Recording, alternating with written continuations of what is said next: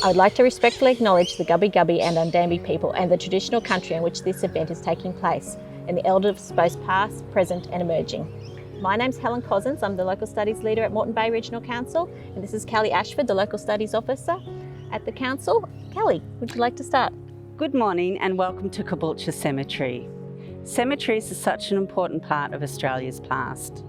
The monuments and the different headstones give you an insight to the pioneer's life. The Cemetery Act came about in 1875 when the Governor and Council gave people the right to choose a block of land and become cemetery trustees for the area. This actual cemetery was settled in the late 1800s. The trustees of the cemetery were Martin Zano and Richard Baker. You will hear about their stories today. They are just two of the ones of the trustees, and they were in charge of looking after the cemetery, doing its upkeep and making sure it was kept looking nice. Today, Moreton Bay Regional Council looks after the cemetery. As you listen to their stories, observe the different headstones. In early times, there were no such thing as cemeteries. People had burial plots on their land. The Victorian era emphasised customs and practices associated with the dead. Cemeteries became more like parks. Memorials could be quite elaborate, and they memorialised the dead. As we embark on this tour, please try to put yourself in the shoes of the pioneers who lived here before us. The first grave we are going to visit today is Mary Ann Simpson. She was the first one buried here, and she was only 58 years old. It's one of my favourite stories of our past pioneers, and it has a bit of mystery and also shows the tenacity of one of our true pioneers. When I start researching pioneers for a cemetery tour, there was always one that gets to me, and today this is the one here. It's about John and Mary Ann Simpson. Now, they both started their life in England in the early 1830s. John came over here first, and he came over with his brother and headed down into New South Wales. Mary Ann soon followed. Now, she was a publican's daughter, and she came over here as well.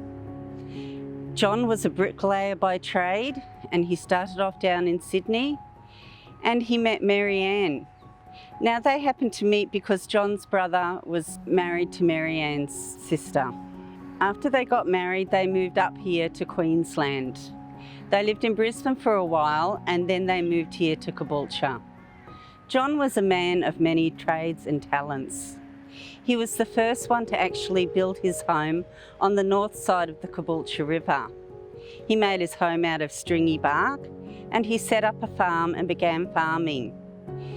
He also did bricksmith, and he did blacksmithing as well. After a few years, the farm started to falter, so he turned his interest to Woodford. He bought quite a few acres out there, and he started winemaking, and he also made his own vinegar. Making wine was very popular in Queensland at the time, so if you wanted to come over to Australia like a lot of people did for a better life, winemaking was one of those professions that could get you into Australia quickly. Now, John hired a Hungarian expert, and he learnt as much as he could. He was so successful at it, he was up to making 4,000 litres a year, which sold very well. He didn't forget his business in Caboolture either. He still took up the bricklaying. As well as that, he made tomato sauce, and he helped out with all manner of things in the town. Now, Mary Ann, she died at what was called Dead Man's Pocket. Dead Man's Pocket today is actually Balmere. And on her death certificate, it is listed as alcoholic poisoning. Now, it could have been a bad batch that John had brewed. We will never know, but either way, it wouldn't have been a very pleasant way to die. So after Mary Ann passed away, John continued on with all his businesses. What is interesting to note is that this headstone you're looking at never used to be here. It was discovered in 2003 under a house some 20 kilometres away. And it was actually at Samford where the house was. And the house was owned by Dr. Patricia Marks. Now, the Marks family were a very well-known family in Brisbane. They actually had their house at Wickham Terrace, where Silverton Place is now. Besides having their house there, they had a holiday home out at Camp Mountain, and Camp Mountain had a quarry. Now, the reason I'm telling you all this about the Marks family is, what would Mary Ann's headstone be doing under a house 20 kilometres away? Why wasn't it here? So the mind boggles of why that happened. Did John pay a stonemason and he forgot to pick it up? Did he not pay for it? Which couldn't have happened because John was really quite wealthy. Still leaves you with the mystery of how the headstone got under Mary Patricia Marks' house. Now, the headstone was discovered when Patricia Marks passed away and her cousin came in, and she was clearing out underneath, and there was lots of steel and rubbish underneath the house, and she unearthed the headstone. It was in pristine condition, and she actually put an advertisement in the paper saying, "Does anyone know who this headstone belongs to?" The Caboolture Historical Society, one of the members saw it and went, "Yes, that's Mary Ann Simpson from Caboolture. That's her headstone." And so out of Patricia Marks' estate, it was paid for to come here on the anniversary of Mary Ann's death 118 years ago. Still makes you wonder what happened. Now, my theory is, and it's only a theory, is that because the Marks owned the quarry, that was how the stonemason was engaged to buy the stone from the Marks family, make up the stone, and for some reason, we'll never know, it never got picked up and it was left under the house. Now, Dr. Patricia Marks never knew anything about it. Her cousin said, no, definitely not. Mary Patricia wouldn't have known about it. But it's still an interesting story. It's one of the first burial here in the Caboolture Cemetery, and it makes a good mystery. Here we stand before the Battersby family grave. As you can see, Matthew is buried here, and his wife Jane, and also their grandchildren. Matthew immigrated to Australia with his wife in the late 1860s. He worked for the Oakland Sugar Mill, first off, doing blacksmithing, and that was with Captain Claudius Wish, who the Wish Bridge is named after. He started his own business after 6 months. He was a trustee of this cemetery, and he was also on the local school committee. For 11 years, he had the contract for shoeing the horses of the Cobb and Co coach when they used to stop.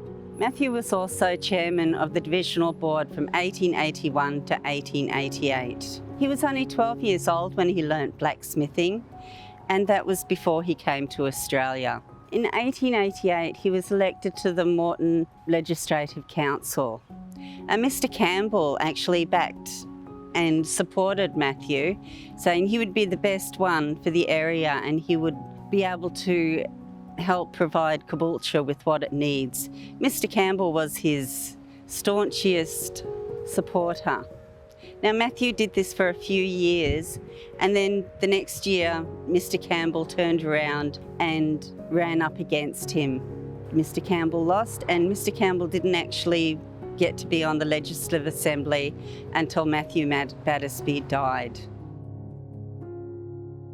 So this is a very sad story. It's the grave and a memorial. 3 sisters came to Australia with their parents. John Dawson and his wife Isabella left England with their 3 daughters. Unfortunately, on the voyage over, the married quarters were inflicted with a variety of illnesses. On arrival in Moreton Bay, the married quarters occupants were put in quarantine on Peel Island. 43 married couples and 111 children were quarantined.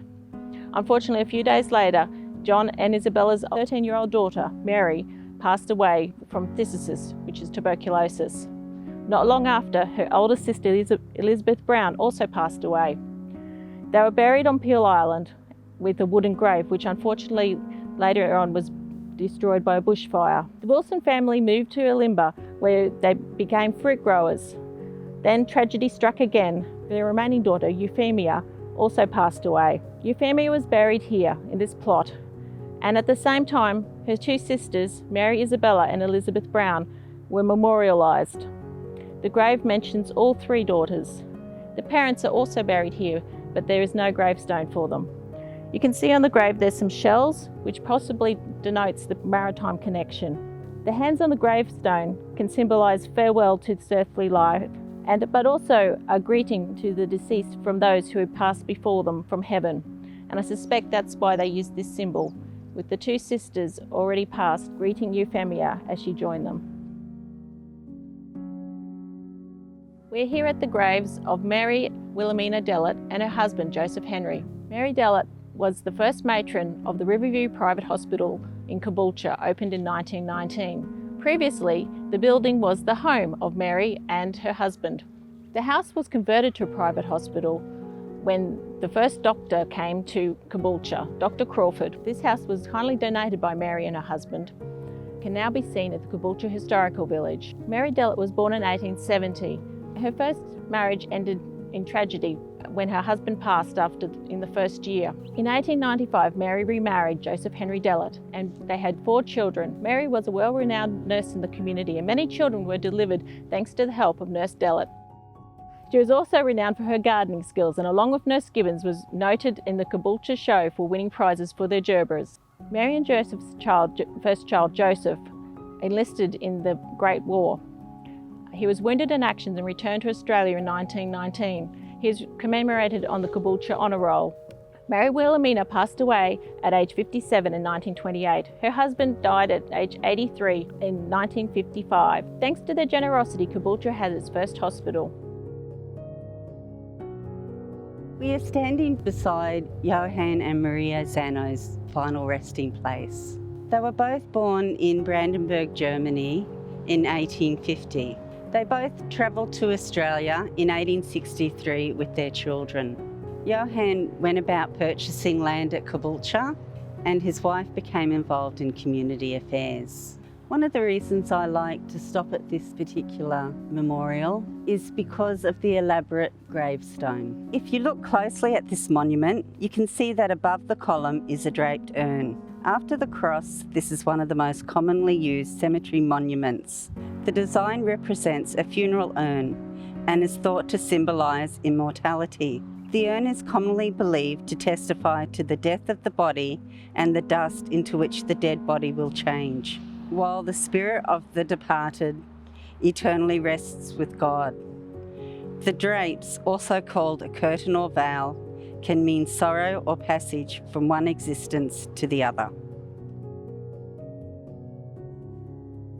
So here we have the grave of Christoph Friedrich Ullmann. Christoph was a renowned businessman and immigrated to Australia at the age of 4 from Germany. He owned land at Capalaba before moving to Burpengary, near the former property owned by Claudius Wish. As a dairy farmer, he turned his business success to the creation of the Caboolture Dairy Cooperative. Formerly, the farmers of the region had sold their milk to the creamery, but due to the low price, they decided to form a cooperative. Christoph was instrumental in getting the cooperative off the ground and became the director for many years. Christoph and Margaret had 7 children, 2 of whom enlisted in the Great War. After Christoph passed away, his son Frederick William took over as manager of the dairy cooperative. They are well known in the community, and the Ullmann Road at Burpengary is named after them. Arthur Messner was the son of James and Elizabeth Messner and the son-in-law of David Edward Bowstead. David, with his parents, immigrated to Australia in the 1800s. They first settled in Brisbane and then they moved to Caboolture in 1930. Arthur met Ellen Louise Bowstead and they married, and Arthur worked for the ambulance just like his father-in-law. Arthur was a painter by trade, but he could only do that part-time because he was often called upon to help with the sick people and anyone requiring stitches or anyone who met with an accident. He was well known in the community, and like his father-in-law, he was loved by a lot of people. As you can see from his headstone, it is in the tradition of the ambulance cross, and you can also see he was a Masonic as well. Arthur was called on for all manner of things. One of the things he was called on was a little boy was running down the banks of the Caboolture River, and he actually embedded a 4-inch fish hook all the way into his sole of his foot, right up to the shank. Arthur was called upon to come and help and convey him home. Now, at that time there would have been cars around, so he would have been lucky to be able to use a car. Unlike his father-in-law, David had to use a litter. Now, a litter is basically just 2 pieces of wood with a canvas material in between, and 2 people would carry it. There's stories of from pioneering families who say they remember their great-grandfather talking about them, and there'd be 2 people and they would have to strip off all their clothes and carry the litter with the injured person on it above their shoulders and cross the Caboolture River. So that was quite common in those days. Now, Arthur was also called on for things like a wood chopping accident. There was one of a man in Burpengary who had cut off 3 of his fingers. So there was nothing that he could not do. He was very good at stitching people back together. He would treat colds, he would treat headaches. And through all of this, he was never paid. It was only till later on in the years, he dedicated over 40 years to the ambulance, and he travelled over 1,000 miles for the year, which would have made it about 5 kilometres each trip, which would have taken a lot, because remember there weren't many roads around in those days, so it would have been a lot harder. As I said, he was well known and loved, and when he did pass away, they had to set up a special procession so that everyone could attend the grave here. First of all, you had the carriage, and it was just full of all wreaths of flowers and tributes. And then there was the family. Then there was the council, or the councilmen would follow after that. Then the Masonic lodge, all the people and the followers there would follow him. There was over 400 people who attended his funeral. He helped out a lot during the war years, and a lot of people say that this contributed to his death. His wife was also helping in the community. They would hold dances, lucky raffle tickets to try and raise money for the war. They were very passionate about Caboolture, and we're glad to see their final resting place here at Caboolture. Dick Baker passed away at the age of 87, having lived here for over 60 years. His first enterprise was at a hotel that he opened up down in Morayfield. The hotel was situated opposite the Caboolture Turf Club. This is where Dick married his childhood sweetheart, Mary. Together they had 8 children, 6 sons and 2 daughters. 3 of the sons went on to become butchers like their father. Dick was born in England in 1885, and by the time he was 16, he was listed on the census over in England as a butcher, and he continued his lifelong dream. As you can see, 2 of his children are buried here with him. They died young, and also his wife is buried with him. When Dick came here, he first off started off in Cooktown. You wonder why he would hop off the ship in Cooktown. Now, I can imagine it could only be because of the gold rush. Whether he made his fortune or not, we'll never know. But then he came down here and he was able to establish quite a few businesses. He was one of the first ones to have a slaughterhouse here, and he was very generous and helped the community. Dick was also a great sportsman, and he owned lots of horses. His 3 sons are buried in the community, and I'm sure when Dick was 19 years old and decided to travel to Australia, I bet he never dreamed that he would have become such a well-known and respected pioneer of the Caboolture area. Thank you for listening to us today. As you can see, we have only stopped at a few graves today, but every grave here has a story. If you would like more information, come and see us at the libraries. There's a local history room at Caboolture Library, one at Redcliffe Library, and also one at Strathpine Library. And we'd love to help you delve into your family secrets. You can also visit us online at ourstory.moretonbay.qld.gov.au.